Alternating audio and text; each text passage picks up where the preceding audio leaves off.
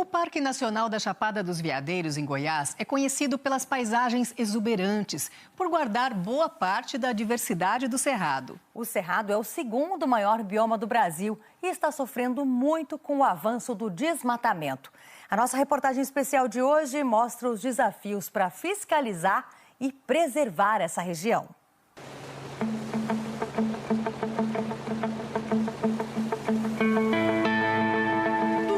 240 mil hectares de cerrado preservado, 1.500 variedades de plantas nativas. Estamos no Parque Nacional da Chapada dos Veadeiros, uma unidade de conservação federal que fica no noroeste de Goiás.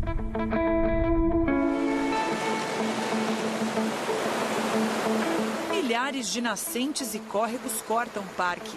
As cachoeiras deslumbrantes são um lembrete da importância dessa água para o resto do Brasil.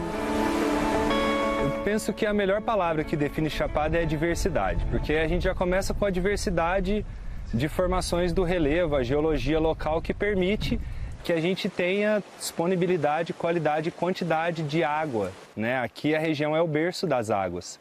A água que nasce aqui na Chapada dos Veadeiros, ela abastece pelo menos 4 bacias hidrográficas do país. É todo um ecossistema que precisa de esforços de preservação, mas que vem sofrendo perdas e mais perdas.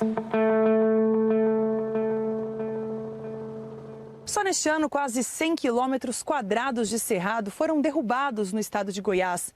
A maior parte aqui, na Chapada dos Veadeiros.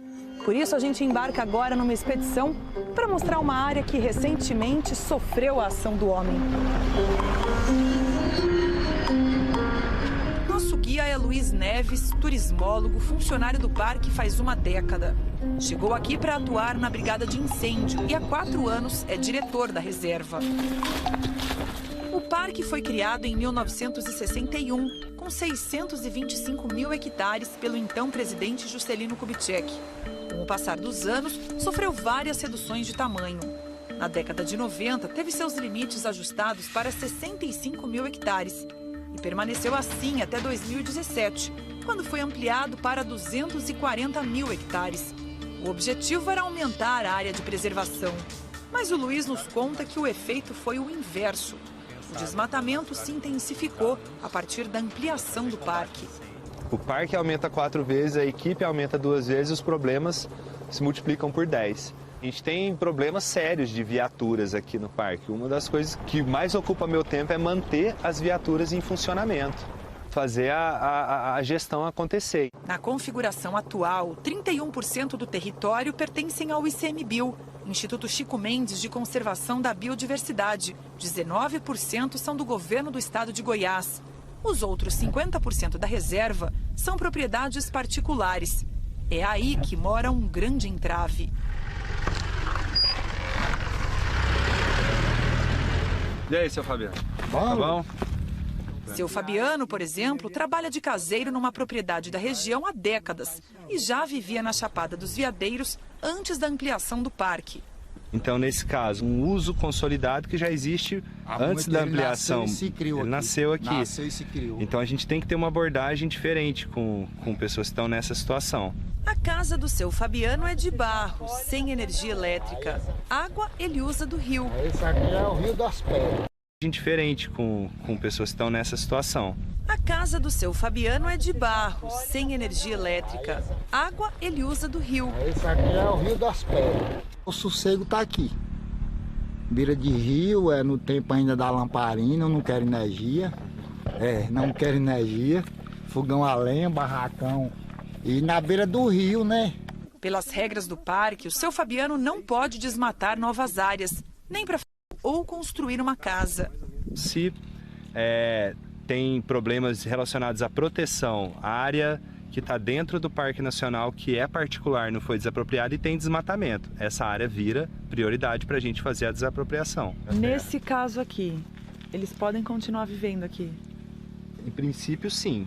Pode continuar aqui, não por tempo indeterminado. O caso do seu Fabiano é apenas um dos que exigem monitoramento constante da equipe do ICMBio. Da casa dele, partimos para uma área mais isolada, a 60 quilômetros dali. Luiz conta que, desde o começo do ano, a equipe coordenada por ele investiga uma denúncia de desmatamento às margens do rio Corrente. No caminho, nos deparamos com uma nova estrada recém-aberta. Houve a remoção da vegetação nativa que tinha aqui. Aqui a gente está numa área de beira de rio, então você tem um ambiente mais florestal aqui, com árvores de maior porte, de maior densidade e também de interesse comercial. Então, a partir do desmatamento, o primeiro crime, né, o desmatamento, é feita a retirada dessa madeira, provavelmente para vender. Quer dizer, eles desmataram e fizeram as tábuas. Fizeram as tábuas e estão prontas para ser usadas, né? Ninguém deixa uma madeira assim de bobeira, dando bobeira no chão, é porque vai ter uso. Alguns troncos foram usados para reconstruir essa antiga ponte. Segundo fiscais do ICMBio, se trata de uma rota clandestina para driblar a fiscalização. A gente nota, pela largura da ponte, o tamanho desse vão difere completamente das outras pontes que a gente vê aqui mesmo, nessa região e no meio rural. Ou seja, não é uma ponte para passar carro pequeno, é ponte para passar caminhão. Provavelmente caminhão transportando madeira e material de construção oriundo ou para cometimento de crimes ambientais. Por aqui ainda encontramos quilômetros de canos para captação irregular de água no córrego. Seguindo os rastros da ação humana, chegamos ao ponto que o ICMBio investiga desde o começo do ano. É um clarão. Do alto, a área devastada fica evidente. No centro da imagem, um descampado, onde uma casa foi construída. Ao redor, mata fechada. Nos aproximamos, mas não encontramos ninguém. Então, você olhando a estrutura da casa, os tijolos, o estado aparente da casa, é evidente que é uma casa nova. Um pouco mais à frente, outra construção também fechada. Segundo Luiz, casas como essa, com indícios de moradia, não podem ser demolidas sem autorização judicial. Ele marca as coordenadas das construções irregulares para tomar as providências necessárias. A situação é diferente se a casa ainda estiver em construção. Em abril, durante uma operação do ICMBio, os fiscais encontraram outras 2 casas na mesma área. Como ainda não eram habitadas, o ICMBio pode demolir as estruturas. Mas os restos da obra continuam aqui. Até o momento, foram aplicadas 4 multas no valor total de R$40 mil para os donos das casas demolidas. A gente estava seguindo de carro por essa estrada que corta o parque, quando de repente a gente encontrou um bloqueio pelo caminho. Essa cerca de arame impedindo a passagem. Mais um indício de que está havendo grilagem, fracionamento irregular do solo aqui no Parque Nacional, que quando alguém compra uma terra, a primeira coisa que faz geralmente é colocar uma cerca para impedir a passagem ou para fazer uma construção. É mais uma situação irregular. É proibido comprar ou vender terrenos por aqui. O ICMBio tem autorização para circular livremente pela área, já que estamos dentro do Parque Nacional. Da cerca para dentro, encontramos árvores recém-derrubadas e mais um clarão no meio da mata. Apesar dos esforços de fiscalização de 2017 para cá, o parque vem perdendo 50 hectares por ano de mata nativa. O Cerrado é o segundo maior bioma do Brasil, com 200 milhões de hectares. A agropecuária já ocupa quase metade dessa área.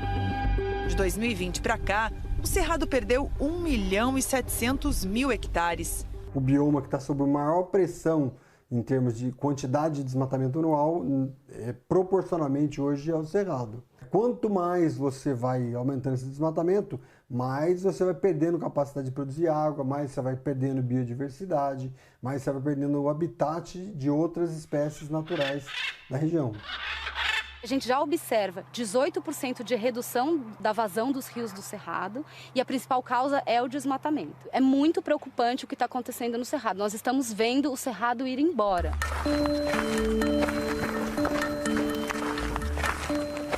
Por isso que áreas conservadas, como esta do Quilombo Calunga, se tornaram um patrimônio genético.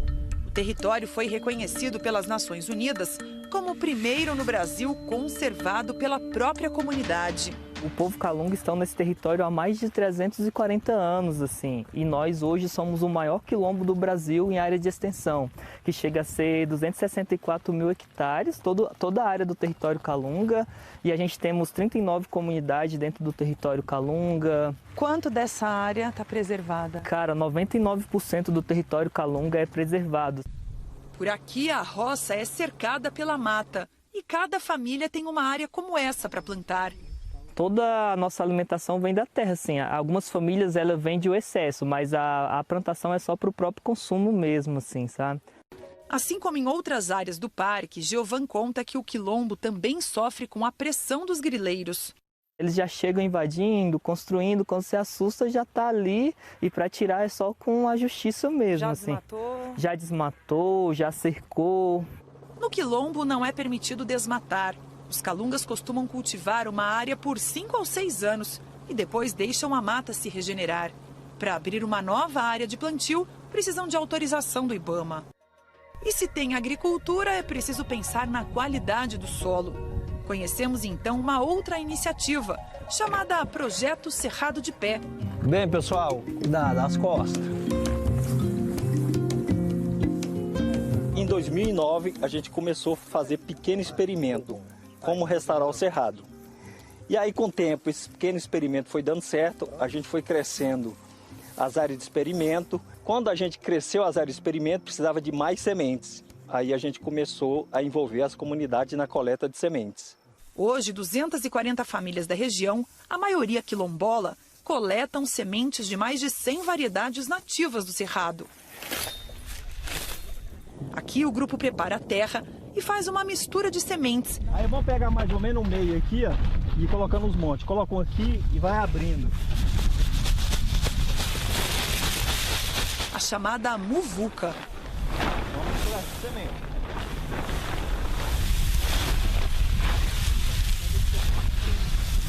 E a gente vê que fica mais barato, mais eficiente e a gente consegue plantar o cerrado como ele é.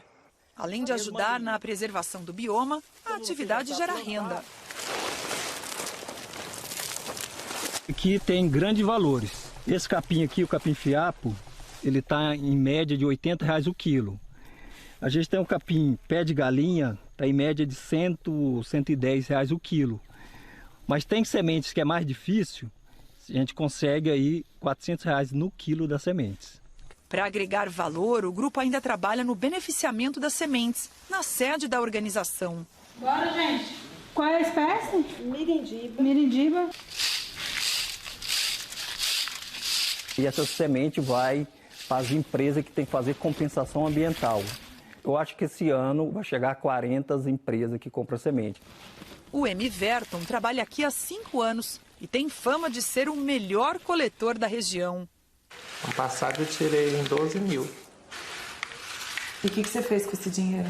Aí eu apliquei as coisas lá em casa, comprei as coisas para a mulher, armário, para uma família. A Adelice deixou de fazer faxina em casa de família na cidade. Agora só se dedica a sementes. A minha meta, quando eu comecei, era arrumar minha casa. Aí consegui arrumar minha casa. Agora, minha meta agora é trabalhar para mim comprar um carro ou uma motinha para mim tocar minha vida para frente. Mudou muito a minha vida. Mudou para melhor minha vida. Um bioma tão rico e diverso, que perde espaço e pede ajuda. Os esforços de combate a desmatamento, de preservação e de reconstrução podem apontar caminhos para um futuro mais equilibrado. O que a gente precisa é aumentar, é dar escala nessa nossa atuação. Isso eu estou falando não só em termos de Parque Nacional, mas do ICMBio, do IBAMA como um todo. Da natureza a gente retira nosso alimento, a gente tem nossa economia e a gente tem tudo aqui dentro do território, assim. O que a gente precisa é manter esse território preservado mesmo. A gente faz com todo o amor, porque aqui é a nossa casa. Se a gente não cuidar da Chapada, quem vai cuidar?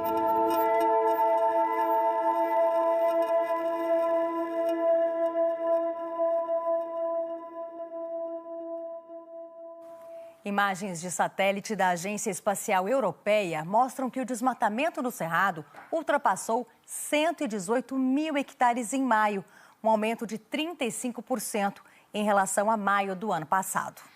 O Globo Rural termina por aqui. Um bom dia para você. Uma boa semana e até domingo que vem.